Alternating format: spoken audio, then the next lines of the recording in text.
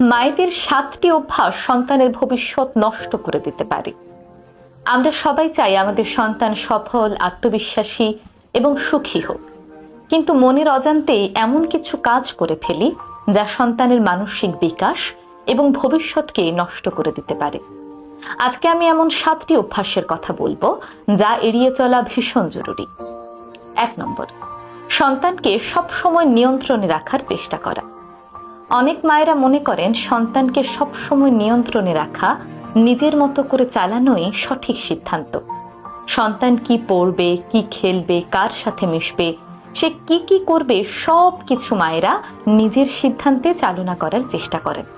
মনে করেন এটাই সম্ভবত সন্তানের জন্য মঙ্গল বয়ে আনবে, কিন্তু এটি একটি ভুল ধারণা।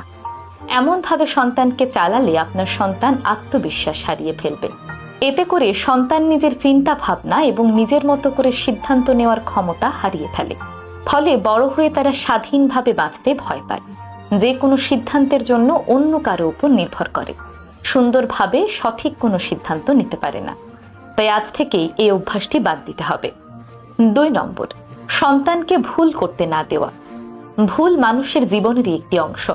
মানুষ ভুল থেকেই শিক্ষা গ্রহণ করে, কিন্তু মা হিসেবে আপনি যদি আপনার সন্তানকে কোনো রকম ভুল করতে না দেন, কিংবা ভুল হলেই প্রতিনিয়ত তাকে বকাঝকা করতে থাকেন, তাহলে আপনার সন্তান জীবনে ঝুঁকি নিতে ভয় পাবে।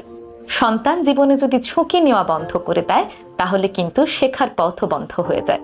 ঝুঁকি নেওয়ার মাধ্যমেও কিন্তু তারা নিত্য নতুন অনেক কিছু শিখতে পারে। ভুল হলেই যদি আপনি তাকে বকাঝকা করতে থাকেন, তাহলে একটা সময় পর সে ব্যর্থতাকে ভয় পেতে শুরু করবে, এবং বড় হলেও ব্যর্থতার কারণে তার মধ্যে এক ধরনের মানসিক অবসাদ তৈরি হবে। তাই সন্তানকে প্রতিনিয়ত ভুল থেকে বাঁচিয়ে রাখা কিংবা ভুল হলে বকাঝকা করা থেকে বিরত থাকতে হবে, বরং তাকে ভুল থেকে কিভাবে শিক্ষা গ্রহণ করতে হয় তা শেখাতে হবে। 3 নম্বর, সন্তানকে অতিরিক্ত প্রশ্রয় দেওয়া। মায়ের আদর সোহাগ সন্তানের শক্তি, কিন্তু সীমাহীন প্রশ্রয় দিলে আপনার সন্তানের জন্য তা ক্ষতির কারণ হয়ে দাঁড়াবে।